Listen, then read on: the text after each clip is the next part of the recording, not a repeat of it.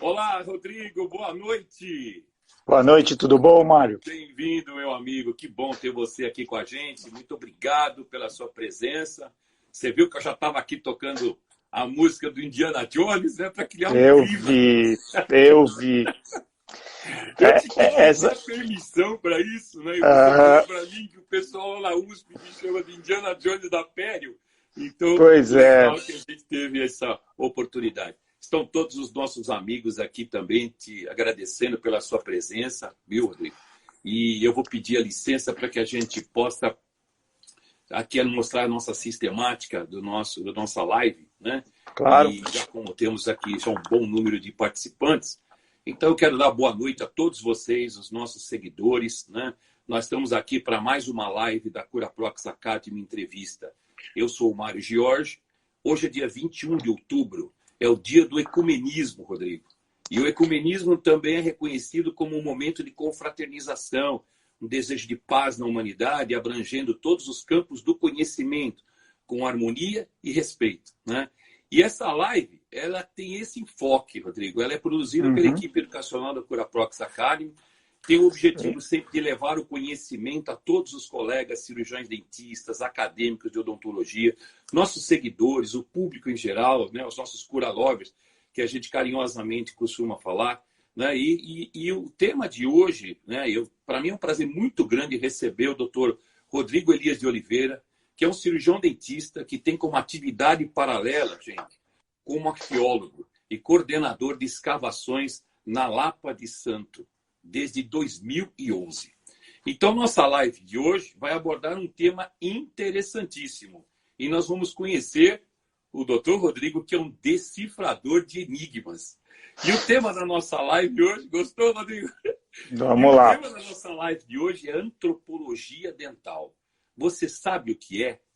E diante disso, eu quero aqui já falar um pouquinho da nossa sistemática, Rodrigo, dos nossos acompanhantes aqui, sempre, dos nossos seguidores, que nós sempre, durante a live, vamos citar 3 palavras-chave, eles vão construir uma frase, no final da nossa apresentação, eles vão postar lá no feed da Curaprox, né? E Beleza. aí o nosso departamento de marketing vai escolher as 10 melhores frases, tá?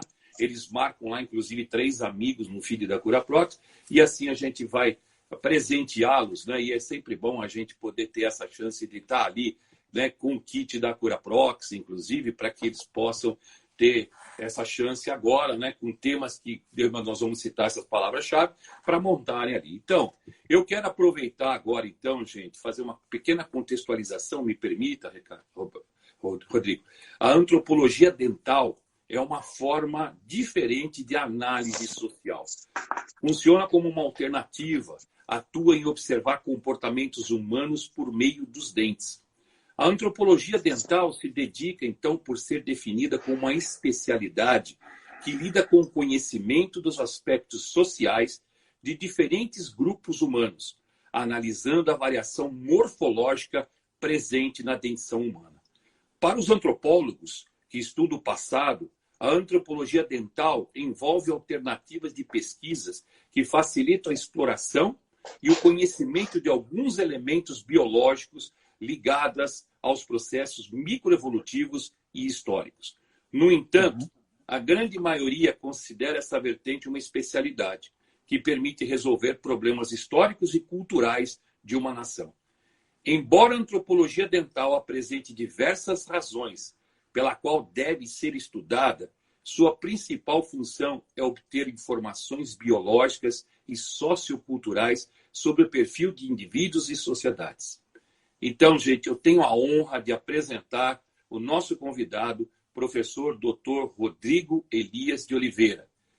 Professor Rodrigo, ele possui graduação em odontologia pela Universidade de São Paulo, é mestre pelo Departamento de Cirurgia, Prótese e Traumatologia, Maxilos Faciais da FAUSP, é doutor pelo Departamento de Genética e Biologia Evolutiva do Instituto de Biociências da USP, tem pós-doutorado em periodontia pela FAUSP, é coordenador do projeto Salivar junto ao Departamento de Estomatologia, disciplina de periodontia da FAUSP, pesquisador associado do Laboratório de Arqueologia, Antropologia Ambiental e Evolutiva do Instituto de Biociência da Universidade de São Paulo, responsável pela curadoria do material esquelético dos sítios Lapa do Santo, Matozinhos, Minas Gerais, e Caixa d'Água, Buritizeiro, Minas Gerais. Isso. Áreas de pesquisa que ele abrange: bioantropologia, periodontia, antropologia dental, paleopatologia e antropologia ambiental. Rodrigo, seja muito bem-vindo. Diante de um currículo desse invejável, a sua dedicação em prol da odontologia, em prol da ciência, em prol da antropologia, muito obrigado por sua participação e por sua presença aqui no Curaprox Acadêmica Entrevista. Bom, boa noite a todos. Boa noite, Mário. Eu peço até desculpa para muitos de vocês. Normalmente, esse encontro nosso seria na terça-feira. E como eu queria muito estar aqui presente, quando o Hugo comentou comigo e a gente tinha marcado para fazer essa live, eu tive um imprevisto ontem, ficaria muito ruim, e eu sei que vocês fizeram das tripas coração para que eu pudesse estar aqui hoje. Então, eu agradeço bastante também esse empenho. E eu fiz também, eu fiz questão de aparecer, um pouco porque eu tenho acompanhado algumas, não todas, mas alguns desses encontros. Vocês já tiveram um arqueólogo que também é dentista aqui, e que ele nem deve ter falado para vocês, mas o professor José Imparato, que é da Faculdade de Odonto também, da Pediatria, ele tem um curso de pós-graduação em arqueologia e é um colega que a gente sempre bate papo, mas ele escondeu esse lado dele aí. Tá vendo? Então, eu acho que sempre que a gente consegue vir conversar com os dentistas, principalmente com os dentistas, para mostrar que a gente tem um campo muito maior, que já é grande, simplesmente da odontologia, na parte de pesquisa, mas a gente tem um campo muito maior para trabalhar. A antropologia dental, como você já brevemente explicou, ela acabou se transformando quase numa especialidade, exatamente porque ela acabou se descolando da bioantropologia. Não se descolando, a palavra não é exatamente essa, mas ela acabou ficando tão grande que ela suportaria, né, ser chamada de uma especialidade. Então, a antropologia dental ela vai tentar responder, né, desde questões sobre a evolução humana e dos grupos humanos, mas também sobre a evolução da dieta, também sobre a evolução do aparelho mastigatório, também sobre a evolução de algumas patologias que a boca acaba tendo uma correlação entre patologias sistêmicas.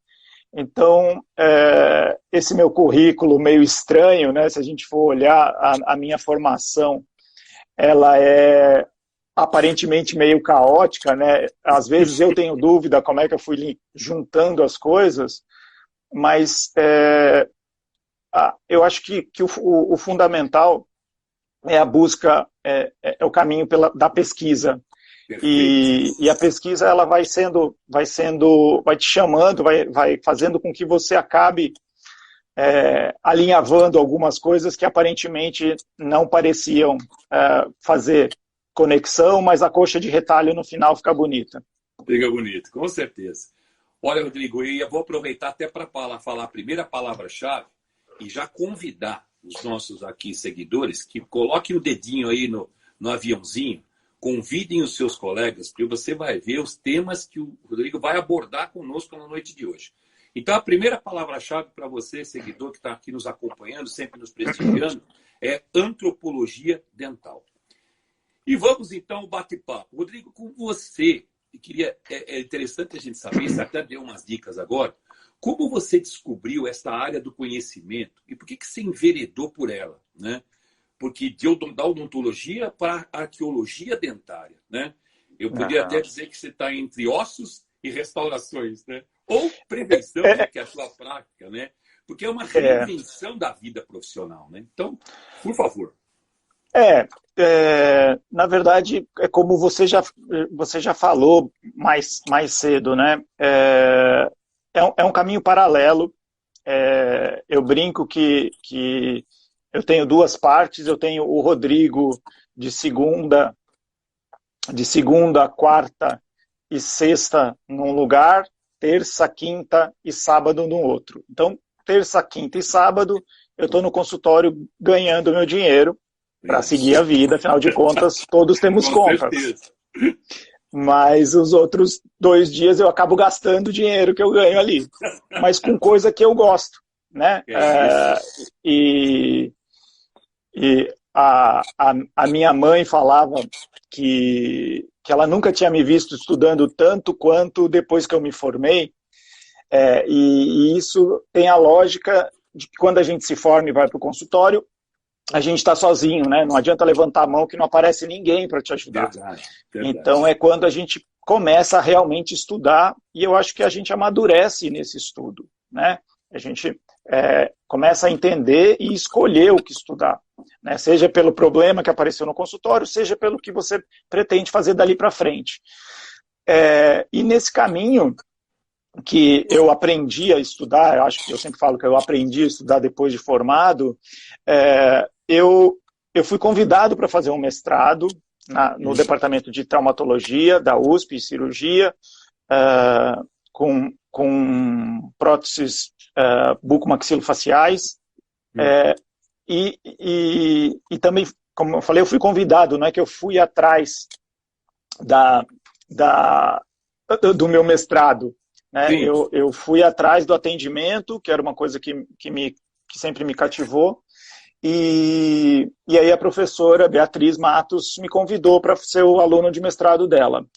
E no meio desse mestrado, eu, obviamente, dá para perceber pela bagunça que é a minha vida, eu sou um pouco inquieto, e aí no meio desse mestrado eu acabei indo fazer uma viagem de férias, peguei o carro e fui circular pelo país, e o motivo dessa viagem era alguns sítios arqueológicos. Eu nunca quis ser historiador, eu nunca pensei em ser arqueólogo, não era um sonho de criança, o Indiana Jones não era meu ídolo, mas os sítios arqueológicos, eles normalmente estão em lugares espetaculares, muito lindos mesmo. Então, aquele pessoal sabia aonde morar, né? Eles escolhiam muito bem as suas moradas, ou os seus cemitérios. E nessa viagem, eu acabei conhecendo, é uma história um pouquinho mais longa, a gente deixa para uma outra vez, mas eu acabei conhecendo um professor da biologia, que estava num prédio ao lado do nosso, na USP, e que eu não fazia ideia de quem era. E era simplesmente o professor Walter Neves, que é talvez um dos nomes mais importantes da arqueologia, mas principalmente da antropologia física, ou bioantropologia, como queira, do país. E aí, mesmo de longe, eu mandei um e-mail para o Walter, e perguntando se eu poderia... Eu falei para ele, olha, professor, eu sou dentista, eu tenho um consultório, ou seja, eu preciso ganhar dinheiro, eu estou no meio de um mestrado, eu faço cirurgia em consultórios de colegas, mas eu consigo um horário para conhecer o seu laboratório. E aí ele falou, passa aqui quando você voltar de viagem. E aí eu cheguei num laboratório, espetacularmente tinha um esqueleto de 9.000 anos em cima da bancada, cheio de ossos e dentes fossilizados, e eu olhei aquilo e falei, olha, talvez eu consiga fazer alguma coisa nessa área. E eu entrei como estagiário. E a partir daí é que eu começo a entrar no laboratório. No meio do caminho o Walter fala, termina logo esse mestrado para fazer o doutorado comigo. Também fui chamado, não foi uma coisa que eu acabei indo atrás.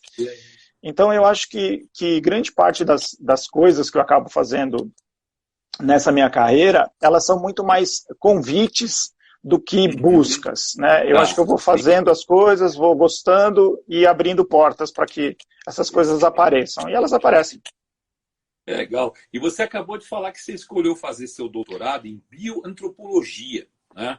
Você deu sequência aos seus estudos, né? Com esqueletos arqueológicos. Aí você foi lá para o deserto do Atacama, não foi isso? É, E aí explica pra gente, assim, né? Nesse momento que você falou que tudo as coisas vão acontecendo. O que te motivou, né? O que encontrou por lá, né? Porque a gente, aham, pelo que eu li, a gente sabe que na boca tem histórias de vidas, né? E eu acho que você foi uhum. buscar isso lá, né? Então conta pra gente essa tua vivência lá. Pois é, eu, num dos campos que a gente normalmente vai para campo, né, que a gente chama que vai para as escavações no mês de julho, porque é um mês mais seco, isso em Minas Gerais. Tá. E eu era aluno do Walter, ainda estagiário no laboratório, e num desses campos ele falou assim, ó, Rodrigo, você precisa me trazer 3 temas para a gente criar seu doutorado. Falei, muito bem, então até daqui 2 dias eu te levo. E aí, no final da noite, a gente ia terminar de jantar, eu sentei com o Walter e falei, ó, Walter, eu gostaria de fazer isso, ou isso, ou isso. Aí o Walter falou, ah, tá, muito bem, isso não, e isso também não dá. E aí eu falei assim, Desse jeito. mas e agora, né? Aí ele falou assim, olha, Rodrigo, é o seguinte, né, o Walter teve no deserto do Atacama, estudando isso na primeira metade da década de 1990, eles publicaram na segunda metade, eu cheguei a estudar alguns esqueletos de lá, em São Pedro, que fica no deserto, é um oásis. Eles têm um grande número de esqueletos disponíveis para a gente estudar, Ah, bem é? preservados, porque é um deserto, Tá. e eu fiz um estudo apenas superficial, e eu acho que tem material para você ampliar o estudo, e você sendo dentista, eu acho que você vai conseguir avaliar muito melhor do que eu. E quem é o diretor é um ex-aluno aqui do laboratório. Eu já conheci o deserto do Atacama, já tinha ido como turista para lá, e é um Tá. lugar simplesmente maravilhoso, espetacular. Eu falei, olha, eu vou juntar um lugar maravilhoso com um bom motivo para estar lá e uma boa Uhum. pergunta, né? Então não tinha jeito de ser melhor.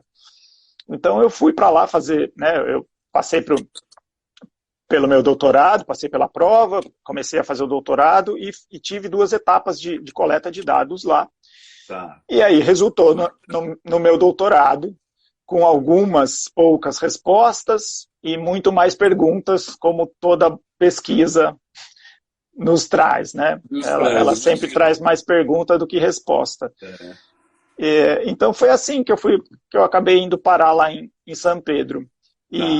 E a ideia desse trabalho, só para simplificar, a ideia do trabalho de São Pedro era fazer uma comparação com as patologias bucais que nós temos até hoje e que já tínhamos lá atrás. Então isso é importante a gente sempre frisar que nada é muito novo na nossa boca, né? Ah, Ainda que o açúcar processado que nós temos hoje, ele exacerba a quantidade de cáries, né? A gente está vivendo muito mais tempo, então os problemas periodontais têm maior possibilidade de aparecer. Se a gente voltar em São Pedro, né, que a minha amostra era de 500 a.C. até 1500 da nossa era, a gente vai ter todas as mesmas doenças. E se a gente voltar mais tempo ainda, que é o material de Lagoa Santa, da Lapa do Santo, a gente está falando de 10 mil anos atrás, de 9 a 10 mil anos atrás. Nós temos aqui, do lado do aeroporto de Belo Horizonte, nós temos vários sítios com essa datação. Eles também tinham doença periodontal, cárie, retração, abscesso, cálculo, tudo igual. Né? Então, qual é a grande diferença, né, do que a gente faz na odontologia? Na odontologia, talvez a gente esteja muito mais focado na solução de problemas, né, ou na prevenção desses problemas. Perfeito. Na antropologia, a gente não tem como prevenir, então a gente inverte a história e, uma vez, né, as hipoplasias, as doenças todas presentes, nós vamos associar ou com a genética, ou com com a alimentação, que é o mais provável, uma vez que a higiene não entra nessa conta. Olha, né? Só. Então, é a busca, na verdade, das dietas dessa população e, obviamente, da qualidade de vida deles, que esses dentes vão tentar ajudar a gente a montar esse quebra-cabeça. Interessante, Rodrigo. E você, olha, você, além de estudar os esqueletos arqueológicos, né, de coleções, como você está falando, de museu, você também coordena, como você começou a citar aqui, a escavação arqueológica, né? É isso aí, né? Lá nos assentamentos de humanos em Minas Gerais, como você falou, os povos de Lagoa Santa, né? E você falou que revela uma sucessão de costumes que tem aí, pelo que eu li nos seus trabalhos. Aliás, gente, vocês não têm noção que o Rodrigo tem artigos, trabalhos publicados. Junto com o professor Neves, né, teu parceiro aí de autoria. Realmente, gente, vale muito a pena ler todas essas referências, porque ele fala de sucessão de costumes entre 10 mil e 8 mil anos atrás. Não é isso, Rodrigo?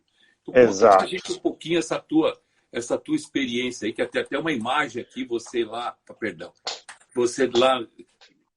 fazendo uma escavação, né? Olha isso aqui. Na verdade, eu como ex-aluno do Walter, e o André Strauss, hoje professor do MAI, também como ex-aluno do professor, ao final do projeto que o Walter tinha, um grande projeto FAPESP, que durou 10 anos lá nesse sítio Lapa do Santo, o Walter não pretendia continuar a escavação. E o André, naquele momento, estava fazendo um doutorado fora, na Alemanha, e eu fazendo... entre terminar o meu doutorado, eu estava na metade para o fim do meu doutorado, a gente chegou e falou assim, vamos tentar nós fazermos isso, né? O André me convidou, porque ele, como arqueólogo, ele conseguiria ter as portarias e toda a documentação necessária, e aí eu entrei como um co-coordenador. Né? Então, eu ajudo essa coordenação dessa escavação. Durante o trabalho do laboratório, né? Porque uma escavação arqueológica, para a gente ter um pouquinho de ideia, a gente passa, às vezes, 1 mês em Lagoa Santa trabalhando e 2 anos em São Paulo fazendo a limpeza, o tratamento, o estudo desses materiais, né, desses esqueletos humanos. Para vocês terem uma ideia, essa foto que vocês estão vendo é o sepultamento 34 e 37 da Lapa do Santo.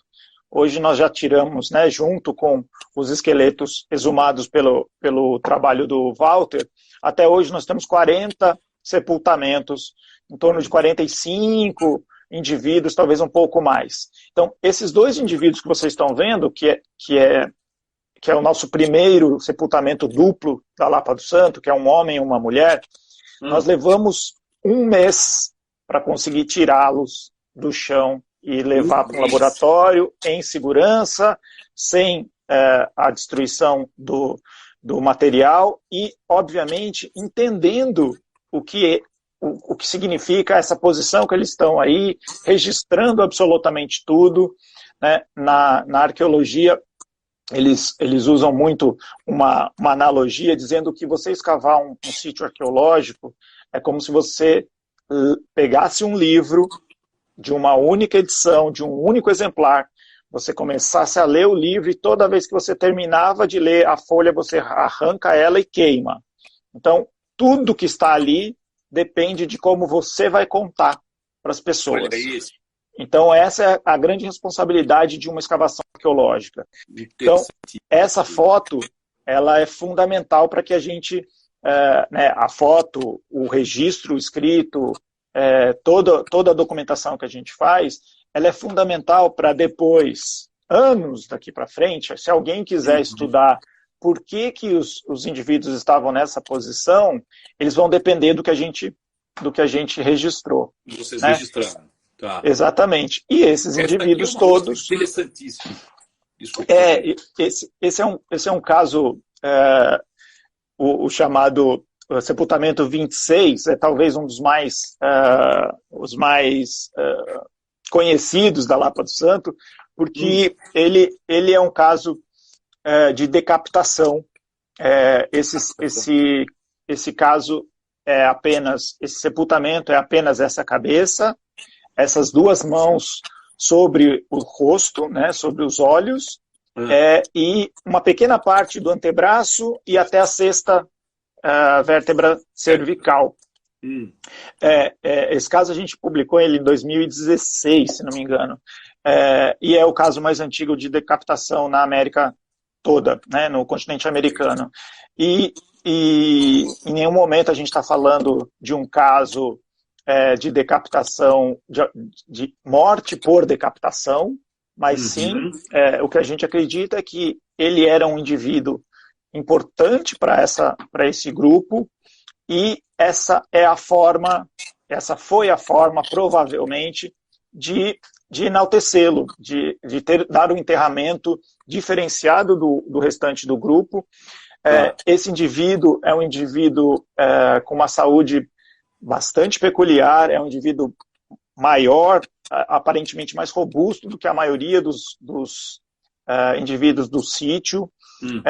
Ele tem um caso muito bacana que a gente está ainda descrevendo e acredito, tomara que eu consiga terminar isso até o ano que vem. Ele tem uma patologia óssea no crânio que, na verdade, é uma reparação de um trauma, e que a professora Luciana Correia, da patologia da Odonto, fez uma análise para nós, também é nossa parceira.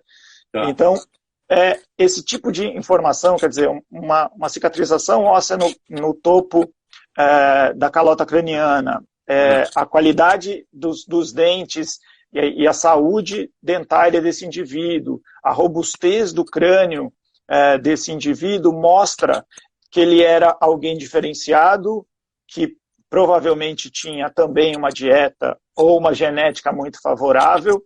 E por um outro estudo que nós fizemos, ele fazia parte do grupo, ele nasceu e cresceu dentro da região. Né? Então, que também é uma coisa para a gente amarrar aí. Você me corta, porque você já viu que eu vou emendando uma coisa na outra. Então, eu até achei essa outra imagem, e nós estamos, vocês estão vendo, nós estamos falando de 8.000 anos atrás, né? Olha a coisa toda. Achei interessante essa coletânea, posso até falar uma coleção de ossos. Era assim mesmo o sepultamento? Poderia ser. Na verdade, o sítio, ele tem... Até hoje, nós vamos sempre adaptando e vamos tentando refazer as leituras que a gente faz desses sepultamentos e dessa história toda, né? O André, né, o professor André Strauss, quando fez o mestrado dele, ele estudou exatamente os rituais mortuários desse sítio. Certo. Isso em 2010, ele colocou, mas era uma coisa que nós conversávamos entre nós e todos nós achávamos que a gente tinha pelo menos uns 6 tipos ou 6 grupos de enterramentos, né? Padrões de enterramentos que a gente chamava. Hoje a gente já trabalha com 3 padrões de enterramentos que são diferentes de acordo com o período, né? Então, um período mais tardio até 9 e tanto, depois de 9 e tanto a 9 e pouco, de 9 e pouco a 8 e tanto, a gente acaba dividindo isso. E dentro desses períodos, existem alguns padrões. E esse é um padrão onde grande parte dos ossos, um indivíduo era provavelmente enterrado e depois desenterrado, ou esse indivíduo era deixado ao ar e depois que perdesse toda a matéria de tecido mole, ficasse só os ossos, era quebrado esses ossos ou partido ou cortado e jogado numa cova pequena. Então é por isso que você vê algo tão misturado. Então, em um período do sítio, a gente encontra o corpo como aqueles 2 primeiros que a gente viu, deitado, completo. Em outra parte do sítio, em outro estrato, e consequentemente outra época do sítio, a gente encontra um outro padrão, que são esses reenterramentos desses indivíduos. Perfeito. E por isso que você olha isso e fala, bom, do que se trata? É exatamente isso. Rodrigo, só por curiosidade, o terreno favorece você fazer essa, chama-se curadoria, né, de você cuidar dessas peças? A curadoria é o que nós fazemos no laboratório. Tá? No laboratório. Então, isso, a curadoria é o que eu pego esse material, trago para um laboratório, e aí no laboratório eu vou fazer a limpeza, a remontagem em muitos casos, né? Esses crânios que às vezes você vê bonitinho no museu, ele veio todo fragmentado e alguém gastou meses para remontar aquele quebra-cabeça 3D. Então isso é curadoria. O que acontece lá na Lapa do Santo é que a Lapa do Santo e outros sítios da região, eles são normalmente na frente de grandes cavernas. Né? Então, as pessoas gostam muito de falar que eram os homens das cavernas. Na verdade, pouquíssimas situações os homens viviam nas cavernas. Eles viviam na boca das cavernas. Porque é onde tinha luz, né? É onde você estava abrigado da chuva, mas que você não estava no escuro. Onde, dependendo do lugar, você... Como é o caso de Lagoa Santa, se você entrar um pouquinho para dentro da caverna, você ainda tem luz, mas é um ambiente muito mais fresco. Então, a parte mais seca do ano lá é muito quente. Então, você consegue ir para um lugar mais abrigado. Então, você tem essa utilização do ambiente conforme a necessidade. Mas a Lapa do Santo é um cemitério. A gente ainda não achou nenhuma dica que nos fale que seja um sítio de vida, né? de vivendo ali, e sim de enterramento. E como ela é na boca de uma caverna de calcário, aquelas gotinhas que caem dos tetos das cavernas de calcário que fazem as estalactites, eles são carregados de carbonato. E esse carbonato cai no chão, atravessa a terra, atravessa os ossos, e com isso ele fossiliza, ele acaba fazendo uma troca de minerais e preservando melhor esses ossos. Poxa, Rodrigo, que interessante, cara. Eu passaria a noite toda conversando aqui com você, porque é fascinante. Mas vamos em frente. Aí você foi fazer o pós-doutorado, né? E o seu pós-doutorado foi na periodontia. E aí você viu que você tem uma grande interface com a nutrição, que você já começou a citar alguma coisa, com a prevenção da saúde geral e bucal, não é isso? Exato. Agora eu pergunto, como é que você juntou tudo isso? Porque da boca para dentro, né? Você pesquisa, investiga a relação entre a alimentação e a saúde bucal, Rodrigo. Isso. Bom, vamos lá, né? Terminado meu doutorado, eu no consultório, e eu trabalho com implantes há muitos anos, já trabalhava com periodontia e acabei indo fazer minha especialização, né, que seria minha segunda especialização em periodontia. Então, ao final dessa periodontia, que obviamente ajuda o Rodrigo dentista, ela também me fez voltar às perguntas que eu tinha do meu doutorado, e essas perguntas são: será que uma dieta rica em proteína, ela favorece o acúmulo de cálculo, né, de cálculo dentário? Se isso acontece, como é que eu consigo testar isso? Será que a prevenção que a gente tem hoje, ela é capaz de simplesmente inutilizar essa diferença da dieta? Então, com isso eu fui fazer o meu pós-doc na periodontia. Obviamente agradeço demais a equipe de lá, mas principalmente a minha supervisora, a Luciana Saraiva, que está aqui com a gente, que me recebeu fantasticamente, sempre me apoiou demais. E a gente começou esse projeto tentando entender dos grupos hoje, que são bastante acessíveis, de grupos de veganos, de ovo-lacto-vegetarianos, de pessoas que deixaram de comer glúten por opção, não só os doentes. E os onívoros, a gente tentar avaliar todas as patologias, ou grande parte das patologias dentárias, né? Então, eu fiz um levantamento, obviamente um CPOD simples, mas principalmente em patologias periodontais, né? Todas, desde de tecido mole a também tecido duro. Para a gente tentar entender, e isso eu ainda estou no processo, o meu projeto está em andamento, a gente está começando a fazer essas análises dos dados, para tentar entender como a gente tem a variação dentro dos grupos humanos, como essa dieta pode estar impactando na formação desses cálculos ou na saúde periodontal, e como a prevenção pode simplesmente não ter diferença nenhuma com o que você come, desde que você tenha uma boa higiene, uma boa prevenção, né?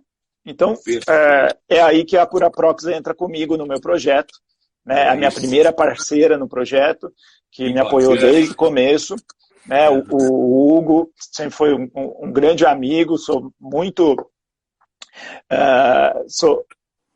assim, devo bastante ao Hugo, porque foi alguém que acreditou nesse projeto lá atrás, bem no meu começo, ainda eu estava escrevendo o projeto, e o Hugo falou, não, pode ficar tranquilo que a Curaprox vai entrar com você aí. Que bacana. Parabéns. Você vê que o teu projeto, pelo que eu andei lendo, ele reúne conhecimentos de odontologia, biologia, arqueologia, né, para na prática a gente saber a influência da dieta na saúde dos dentes, não é isso que você está comentando. E você tem uma pesquisa também que se fala da avaliação da relação do tártaro, né, com indivíduos que possuem diferentes dietas, não é isso? Então, exatamente. Essa a pergunta principal do projeto salivar, é o cálculo salivar, o cálculo dentário, com as dietas. O que a gente está encontrando aí, pelo menos com os resultados preliminares, há uma pequena variação na qualidade e na quantidade de saliva. Isso o professor Fernando Neves, que é meu colega, mais do que colega, é meu grande amigo, e é professor do Departamento de Materiais e Biologia Oral da USP. A gente está vendo que a saliva também tem uma certa variação. Nós temos material coletado de biofilme, que ainda precisa ser processado, porque aparentemente a gente vai encontrar alguma diferença. A formação de cálculo dentário, ele fica mais vinculado à prevenção e à forma de escovação e obviamente, de trabalho, né, de higiene desse indivíduo do que propriamente com a alimentação. Então, a gente está começando a ter essas diferenciações, né? E, obviamente, quem me dá um grande suporte são as nutricionistas que me acompanham também desde o começo. São duas colegas, a Luísa e a Maria Cristina, ambas professoras da Unip, que elas e os alunos dela nos acompanharam desde o começo de 2016 até o mundo acabar, né, no começo da pandemia.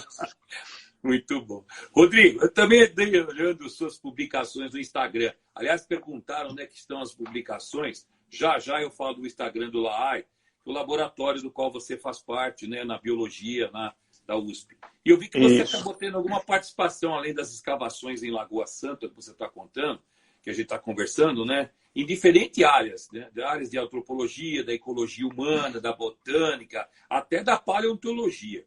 Os dentes têm mesmo tanto para nos contar, Rodrigo? Bom, como é que são essas descobertas? Acho, né, que sim, né? Acho que sim. Então, rapidamente, aí, falando desses trabalhos, então, da ecologia humana fica uma coisa quase óbvia, né? Tá. Porque ele está diretamente ligado à dieta. Então, eu tenho um trabalho em parceria com um colega também, que hoje é professor lá no Pará. A gente fez um trabalho na Amazônia com ribeirinhos para tentar entender a dieta. Nós temos uma publicação que é meu xodózinho, feito em português, para que as pessoas entendessem e conseguissem ler, na região de Lagoa Santa, que é tentando entender as plantas e as caças que tinham na região, para a gente fazer uma comparação do que os senhores de mais idade da região contavam para nós da infância deles e fazer uma comparação do que eles pescavam, do que eles comiam, né, caçavam, pegavam de plantas, com o que a gente acha no sítio arqueológico. Então, esse é um trabalho que eu gosto muito, de ecologia humana, e que a botânica é muito presente. E o da paleontologia, a gente está começando agora com o professor Alex Rubbe, da Universidade de Salvador, na Universidade Federal, que é a análise dos desgastes dentários de alguns cervídeos, né, de alguns viadinhos do Cerrado, também na busca de entender como é que era essa dieta deles, como é que a vegetação mudou ou não mudou durante um período em que esses animais aumentam em grande número na região, e a gente está tentando entender se ele se aumentou em grande número porque ele era o único que comia aquele alimento, ou se os competidores desapareceram, ou se os humanos deixaram de estar nessa região e caçar esses animais. Então essas coisas vão se juntando aí. Essas imagens, isso aqui como eu estou vendo aqui, é um bloco de sedimento, é isso? Esse é um bloco de sedimento. Esse é de Buritizeiro, da cidade de Buritizeiros. Buritizeiro, lá em Minas Gerais. É uma cidade na margem esquerda do Rio São Francisco, de onde foram retirados. O sítio chama Caixa d'Água porque na cidade eles iam fazer a caixa d'água, passaram a pá e descobriram um monte de esqueleto. São esses esqueletos de 6 mil anos, aproximadamente, de 4 a 6 mil anos, são essas imagens aí. Isso é o processo de curadoria, porque isso foi feito dentro de um laboratório. Pegou aquele bloco, trouxe para o laboratório e no laboratório nós escavamos. Né? Então, esse é um trabalho que também está em andamento. Nós temos uma aluna de mestrado fazendo a análise desses ossos. Hoje a gente esteve discutindo sobre os dentes, os desgastes que são bastante intensos desses indivíduos. Os desgastes deles são muito parecidos com os desgastes que a gente encontra no sambaquis, no litoral brasileiro, com uma dieta provavelmente também parecida, com uma grande quantidade de peixes, uma vez que você está do lado do Rio São Francisco, faz todo sentido. Mas é isso que a gente está tentando também entender esse material. E aí essas são as caixas? Essa é uma caixa de armazenamento que a gente tinha no laboratório, ainda continua no laboratório que era do professor Walter, hoje coordenado pela Mercedes Okumura. As nossas, do nosso laboratório, a gente mudou um pouquinho, colocamos uma caixa um pouco mais reforçada, mas vocês podem ver que o esqueleto é todo embalado em plástico bolha ou em saquinhos tipo zip, né, aqueles lacres. Essa ficha que tem do lado é um inventário do que nós temos aí desse indivíduo, quais ossos estão presentes, quais ossos estão ausentes, se os ossos estão fragmentados ou íntegros, dentes presentes ou ausentes, algumas patologias, alguns traumas que a gente consiga observar e algumas medidas que vão ajudar a gente ter o estudo de altura desse indivíduo, sexo, idade e assim vai. Bom, vamos em frente, faltam 15 minutos ainda, mas tem tanto assunto para falar que eu quero agora que você fale um pouquinho. Há poucos meses aí saiu um artigo seu em parceria com seus colegas da USP e da Universidade Federal lá de Pernambuco, não é isso? Sobre um caso interessante de erosão dental em um esqueleto arqueológico, né? Você, uma criança nascida no semiárido brasileiro há 1.500 anos, né? E que revela algumas coisas de hoje, né? Conta para nós, então, como é que foi isso? Esse caso também é daqueles que batem a porta da gente e vem pedir para trabalhar junto. São dois colegas nossos que já frequentaram o laboratório, o professor Sérgio Francisco, a pesquisadora Ana Solari, que são lá de Recife. Os dois eram responsáveis pela escavação desse sítio, e eles observaram o crânio, acharam um desgaste né, na parte interna dos incisivos centrais superiores dessa criança, acharam um pouco diferente, com umas marcas pouco comum. E em arqueologia, a gente, esse tipo de desgaste na parte palatina dos incisivos superiores, eles são comuns em sociedades que utilizam a boca, né? Aí vocês conseguem ver aí na parte inferior do lado esquerdo, a palatina bem desgastada, né? A gente vê quase um plano. É muito comum a gente ver a utilização da boca como ferramenta, segurando alguma coisa, puxando, ou para fazer o tratamento de couro. E isso seria uma possibilidade nesse caso. Mas a gente está falando de uma criança de 3 anos de idade, com esses planos não muito retos, né? E no trabalho, se vocês conseguirem ver depois, vocês vão ver que as imagens da microscopia, tanto eletrônica quanto óptica, eles mostram que não é um plano reto de desgaste.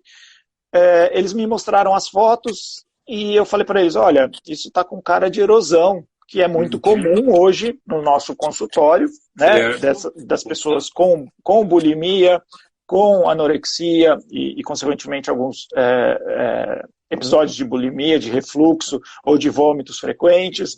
Né, Rodrigo? Exatamente.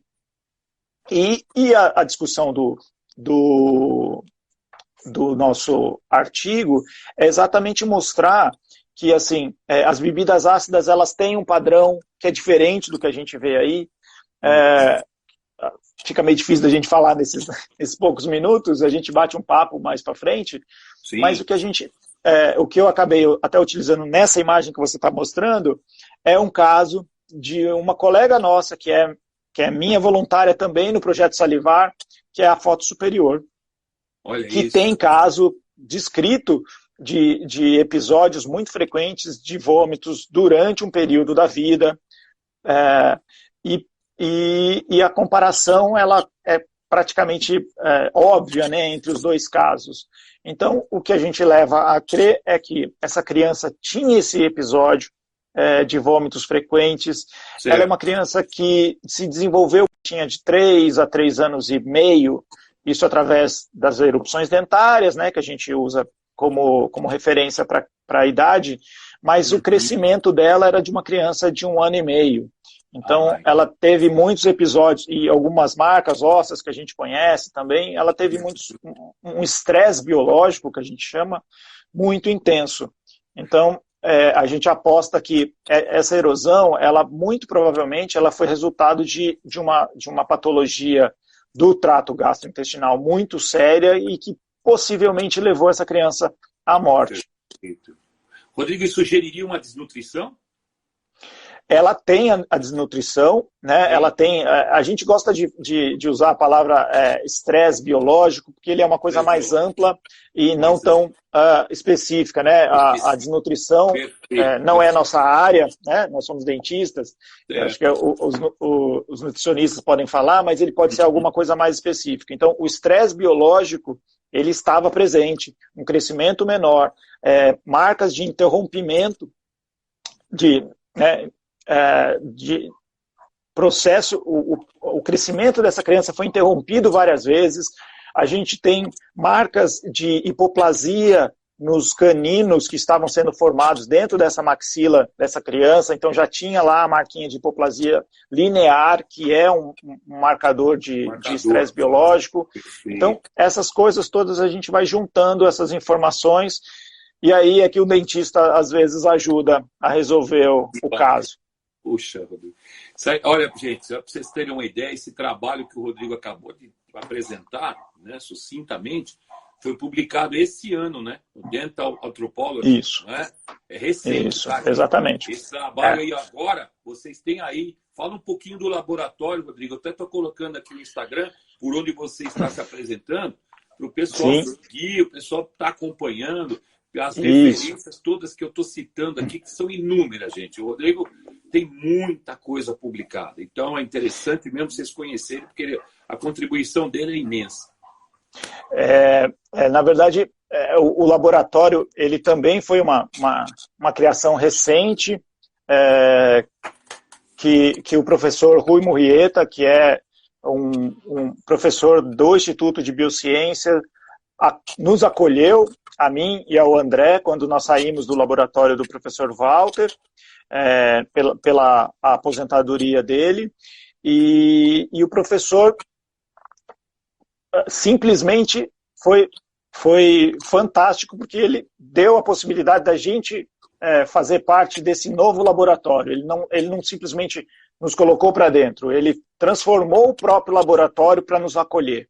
Então, o laboratório ampliou bastante, nossa equipe é bastante diversa, a gente tem biólogo, a gente tem dentista, que sou eu, um deles, mas já tivemos outros, tem historiador, então tem uma grande gama de pesquisadores, porque as perguntas são multidisciplinares, né? Então, o nosso próprio símbolo do laboratório, né, embaixo da sigla, a gente tem um crânio, que é a parte nossa principal de bioantropologia. A gente tem um pássarozinho que algumas pessoas podem conhecer, mas esse pássaro é um símbolo da região de Lambayeque, no norte do Peru, que é uma outra área que a gente trabalha com algumas pirâmides, que a gente já teve o prazer de trabalhar com a Márcia Arcuri, que também trabalha por lá. É talvez uma das pirâmides mais antigas que a gente tem no mundo, nessa região, e é por isso que a gente tem esse símbolo no nosso laboratório. A gente continua com parceria com eles. Essa chavinha que seria um símbolo do nosso DNA, é o nosso laboratório de DNA antigo, que a gente está construindo, né? O professor André Strauss está construindo no próprio Museu de Antropologia e Etnologia da USP, no MAI, exatamente, o Museu de Arqueologia, perdão, e Etnologia da USP, que é o nosso futuro, né? Que a gente vai começar a trabalhar algo que a gente vinha fazendo até hoje, em parceria com o Max Planck na Alemanha. A gente vai tentar começar a fazer uma grande parte aqui no Brasil, para não ficar numa dependência, e para desenvolver pesquisadores e tecnologia no Brasil, né? Com DNA antigo e também com proteômica, né? Não só com genômica. E o outro símbolo, ele está tentando remeter à nossa parte de antropologia ambiental, que são as nossas questões de dieta. Uma pesquisadora nossa fazendo doutorado, a Mariana Inglês, está fazendo doutorado dela na Amazônia, também esteve comigo naquele outro projeto de 2015 e 2016, agora toca o doutorado dela na região, e assim vai. Então, esse é o laboratório. Eu acho que vale a pena vocês darem uma olhada. As meninas estão fazendo um trabalho maravilhoso sobre divulgação científica, que nesse momento é fundamental, né, para a gente valorizar, assim como nós estamos fazendo aqui, valorizar a ciência, valorizar a pesquisa, né, e o conhecimento. Conhecer, é isso mesmo. E aqui já viu que o arqueólogo, o doutor Imparato, está aqui com a gente. Ele entrou aí. É isso aí, ó. No começo, ele está aqui. Doutor Jorge Faber. Quero agradecer todos esses professores que estão aqui nos prestigiando. Muito bom a gente ter essa presença para a gente dividir esse conhecimento.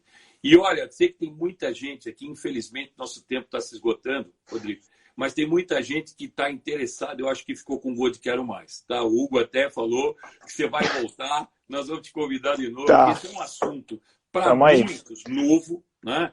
Que a gente, na realidade, não conhecia. Eu, sinceramente, Rodrigo, eu fiquei encantado quando comecei a ler, a estudar, e você me passou muitas informações, e é uma coisa fascinante, porque a gente tem que, de repente, como você falou, investir, dar honra a quem tem honra, entendeu? E vocês, de fato, merecem isso. E olha, quem ficou com gosto e quero mais de seguir essa área da arqueologia, o Rodrigo, inclusive, tem um artigo que fala sobre higiene e segurança em arqueologia. Conceitos e sugestões para uma prática segura em campo e laboratório. Então não vá pensar você que você vai pegar uma pazinha, vai no sítio arqueológico e começar a cavar lá, que não é assim, não. A coisa tem muita ciência e tem muito estudo. Puxa, Rodrigo, eu preciso agora, só para para falar, logicamente, eu até fui tão envolvido que eu esqueci de falar a segunda palavra-chave e a terceira que eu vou falar. Então, nós estamos falando de evolução humana, né, gente? Então, antropologia dental, evolução humana, né? E eu, antes de falar a terceira palavra, eu quero aproveitar aqui a presença dos nossos curalógicos, das pessoas que nos seguem, Rodrigo, que recentemente foi lançada a escova dental elétrica, ó, o hidrossonic da Curaprox. Inclusive, você vai ser presenteado com uma delas, se ainda não recebeu, mas você vai ter a oportunidade de, como periodontista, depois dar o feedback, entendeu? Para perceber exatamente o quanto que ela é interessante no processo de higienização, né, da higiene oral, e é isso que a gente realmente está sempre em busca de, né? A Curaprox sempre preocupado, o time da Curaprox Academy falar sempre em prevenção, né? E é muito importante também, nessa hora, que eu quero aproveitar que sexta-feira agora a gente tem uma outra live com o professor Gione e o Maurício Madison, né, que estão aqui, tá? Que o Jolie que vai estar aqui para falar um pouco sobre perioimplantologia estética, tá? Então, na próxima sexta-feira, ok? Então, Rodrigo, eu quero agradecer imensamente a possibilidade que você nos deu, né, de poder estar aqui com a gente, né, Rodrigo? E, olha, muito obrigado pelas orientações, pelos ensinamentos, trazer os segredos do passado para todos nós, né? Que você continue a dar essa continuidade a esse trabalho, né? Como você mesmo fez referência ao bioantropólogo Walter Danvis Neves, né? Também da Universidade de São Paulo. Parabéns, uma vez desbravador, sempre desbravador. Tá bom, Rodrigo? E obrigado, olha, Mário. em homenagem a você, eu gostaria que a terceira palavra levasse o seu nome. Rodrigo Elias de Oliveira. Tá bom? Antropologia dental, evolução humana e Rodrigo Elias de Oliveira. Não vai dar liga, não. Meu amigo, realmente um show de conhecimento. Estão todo mundo aqui te parabenizando, te agradecendo, né? Você deu todas as dicas. Pessoal, vamos lá, siga o laboratório, curtam lá as informações que estão sendo passadas, busquem lá os artigos, vai ser muito legal. Rodrigo, suas despedidas. Não, só queria agradecer novamente o convite. Eu fico muito feliz de poder devolver um pouquinho do apoio que vocês sempre me deram. E deixei, né, numa das imagens que você colocou, tem o e-mail do projeto, que é projetosalivar@gmail.com. Tem outros e-mails, mas esse é o mais fácil. Está aí para quem quiser fazer pergunta, para quem quiser conhecer o laboratório, para quem quiser trabalhar. Está aí o convite. O Instagram do laboratório é muito bem cuidado, tem umas imagens bem legais, as matérias são sempre muito bem cuidadas de conteúdo, então acompanhe a gente, né, nessa rede e até uma próxima. Que legal. Rodrigo, muito obrigado. Obrigado a todos vocês que nos seguiram até agora. Obrigado pela participação. Não esqueçam, então, construam uma frase com as 3 palavras. Vou repetir: antropologia dental, evolução humana e Dr. Rodrigo Elias de Oliveira. Muito obrigado. Gratidão sempre, Rodrigo. Até uma próxima, se Deus quiser. Valeu, pessoal. Até. Boa noite a todos. Obrigado. Tchau, gente. Tchau. Obrigado. Tchau.